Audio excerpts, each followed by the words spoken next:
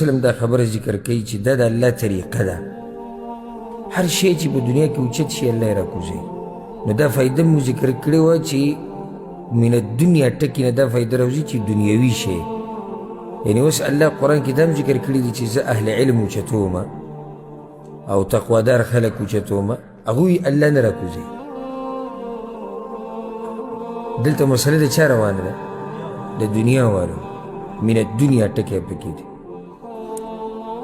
ښه الله په قرآن کې د دنیا مثال هم داسې ذکر کړی ده، په یو ځای نه پاتې کېږي. لکه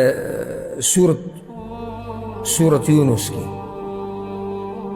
الله سبحانه وتعالی سوي إنما مثل الحياة الدنيا كماء أنزلناه من السماء فاختلط به نبات الأرض مما يأكل الناس والأنعام.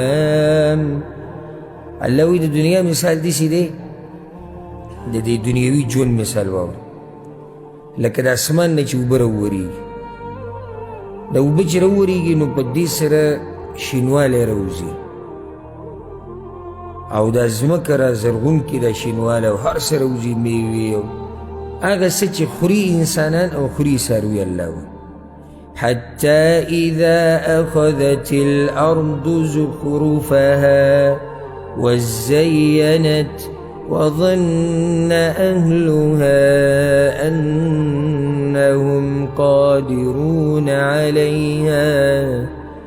الله وی تر دې چې دا ځمکه خپل ښایست ونیسي، باران چې وشي فصل راوکړي چې ځمکه څه شي؟ ښایسته شي، که تکه شنه شي. نو ځمکه خپل ښایست ونیسي، ډول ونیسي او خاوندان د دې ځمکې دا وایي چې بس دا زموږ فصل دی، نو زموږ نه خو څوک وړی خو نه شي. که ته ورته دا ووایي چې یاره دا فصل دی اخوا دې خوا نه شي، نو هغوی اخوا دې خوا کېږي، بس دا خو زموږ دی. الله څه وایي؟ أتاها أمرنا ليلا أو نهارا فجعلناها حصيدا كأن لم تغن بالأمس. الله وی زما فیصله پې راشي، څه فیصله چې الله کړي هغه پې الله راوړي، سیلۍ راشي، طوفان راشي، عذاب راشي، د شپې یا د ورځې. الله وی داسې وله دې ځمکې سره ورکم کأن لم تغن بالامس، لکه پرون چې دلته د سره فصل دی. دا د دنیا مثال دی. شروع د څه نه وشي؟ ماشوم پیدا شو کمزوری. ګوره شروع د انسان شروع هم د اوبو نه کېږي، څنګه چې د فصل دی. اکثر الله د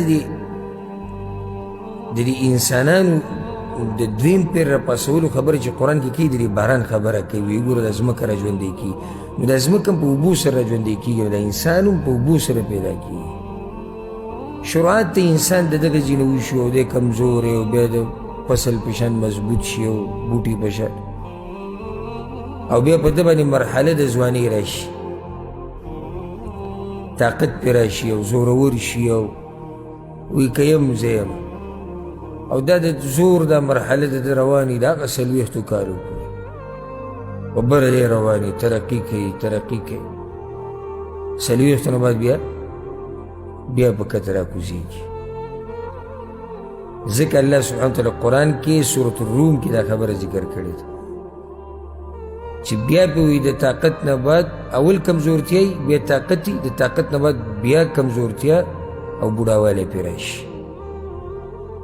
د انسان زورور دی خو الله یې لازم راکته کوي.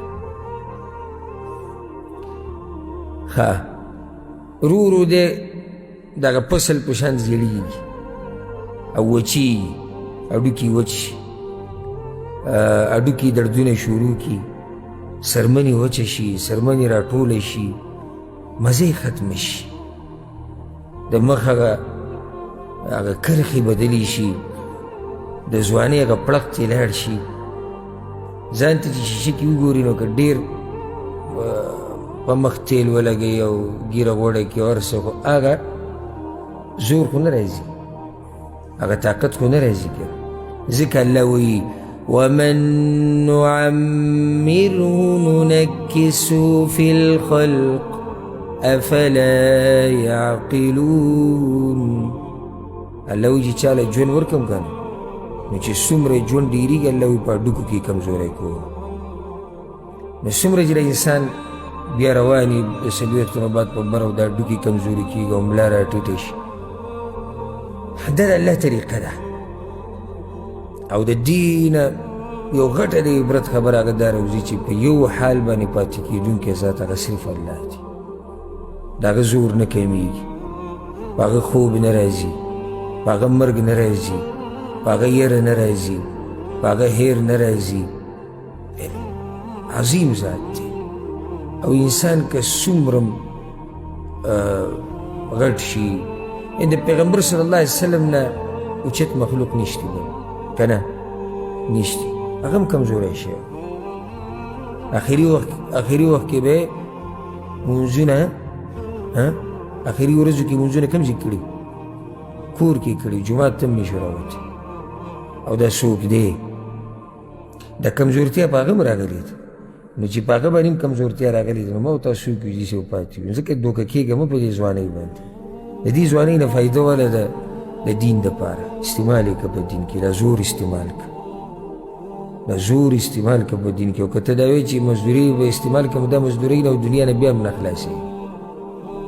خو استعمال که دا زور په دیندارۍ کې، دا ځواني ولګوه په دین کې. او دا درته وایم زما دا خبره یاده کړئ که چېرته الله اوږد ژوند درکړو، پته نه چې زه به یم یا به نه یم. خو یاده کړئ دا خبره که په دې ورځې پسې مرمان ونه کړو که نه نو که زه ژوندی وم بیا ماته ووایه چې کله ته رکوع له ځې او ستا ملا دړ شروع کړي، او کله چې ته سجدې له ځې او ستا زنګنان دړ شروع کړي، کله چې ته په کرسۍ باندې کښېنې مانځه ته، بیا به تا ته پته ولګي. او زمونږ والد صاحب الله دې د هغه په قبر باندې رحمتونو باران راووري. یو ورځ سره زه روان وم په پوړو باندې ختم، نو هغه داسې زنګونانو تکلیف و د ډېرو نو ورو ورو روان. مسکی شو ما ته وویل ته به وایې چې دی زر زر ولې نه ځي. خو دا ورځې به راشي بیا به تا ته پته ولګي چې زما پلار سوی. دا وایي زما په لاس کې نه ده، چې عمر ډېرېږي سړی کمزوری کېږي. نو زما هم زړه کېږي چې زر زر وکتې. که په دې ورځې پسې د ارمان ونه کړو که نه بیا ماته ووایه. چېرې په هغه ورځو کې درسونو ته ناست وی، ځواني وه، په هغه ورځو کې مې صحت کړی وی، دماغ مې تیز و، په هغه ورځو کې مې د شپې تهجد کړی وی، هډوکي مې برابر و، په هغه ورځو کې مې روجې نیولی وی، طاقت مې. په دې ورځو پسې بیا وژاړې. نو اوس تا سره موقع ده، او همیشه به داسې نه به همیشه مالدارې، او نه به همیشه زوري، او نه به همیشه ځواني، او نه به همیشه ښایست وي. دا ښایست و دا هر څه به ختم شي. نو پیغمبر صلی الله علیه وسلم وایي چې تعجب مه کوئ، عقبه سورلي زوروره وه، خو نن الله څه کړه؟ نن الله کمزوري کړه. د بنډچي هغه سورلۍ تې هغه ترې واقع شو.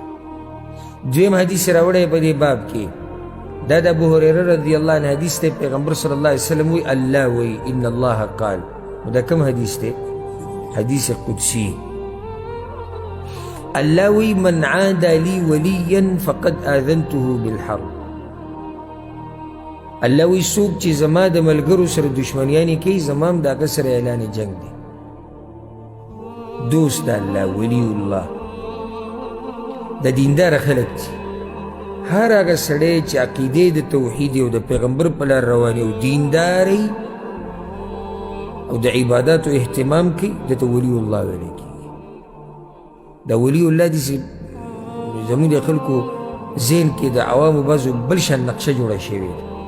د پیرانو مریدانو دوی ورته نور څه په ذهن کې وراچوي. ولی الله چاته وایي؟ مختصر یاد که الذين آمنوا وكانوا يتقون. الله تعریف کوي.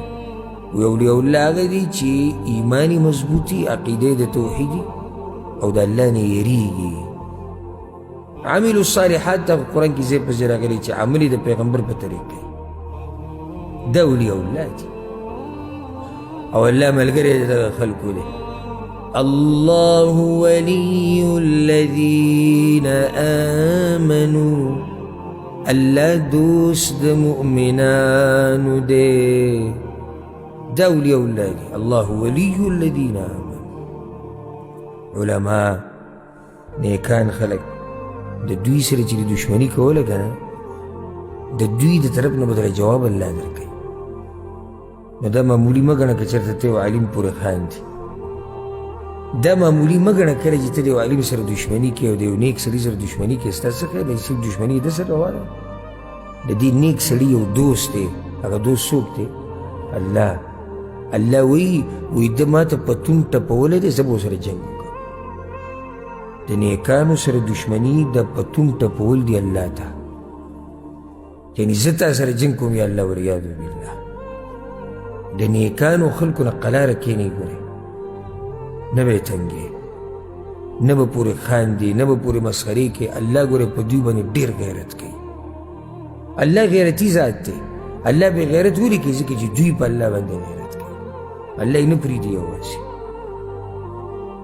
نو که ته دا وایې چې ما دې سړي پورې وخندل هغه خړ پړ دی نیک سړی دی خو څه دی خړ پړ دی غریب دی اوس خپل هغه عبادات کې غریب او داسې نه مال شتي نه شهرت شتي نه ځمکه شتي نه جایداد شي. ستا څه خیال دی تا پورې وخندل خبره ختمه شوه. ته به پرې ګزار وکړې خبره به ختمه شي. ته د کلي علاقې نه وباسې خبره ختمه نه. تا اعلان جنګ کړی د عرش والا سره. هغه به درنه د دغه نیک عمله تپوس وکړي او هغه به درنه د دغه دینداره سړي تپوس کوي. بیا الله وی وما تقرب الی عبدی بشیء احب الی مما افترضت علیه. او یو بنده چې ما ته نږدې کېږي الله وی په کومو اعمالو سره موږ چې د اعمال کوو په دې سره چا ته نږدې کېږو الله ته. وی په دې ټولو اعمالو کې چې بنده پې الله ته نږدې کېږي الله وی زما هغه عمل ډېر خوښي کوم چې ما په دې بنده لازم کړی. لکه چې بعض اعمال صحیح لازمي فرضي بعض نفلي. نو د الله کوم عمل ډېر خوښ دی؟ د لازم. کله چې یو بنده د فرض عمل کوي که نه الله ته به ځان نږدې کوي د الله ډېر خوښ دی. د هغې نه بعد وما یزال عبدي یتقرب الی بالنوافل. نیکان بندگان په فرایضو باندې اکتفا خو نه کوي. د الله خو ډېر خوښ دي د فرض اعمال.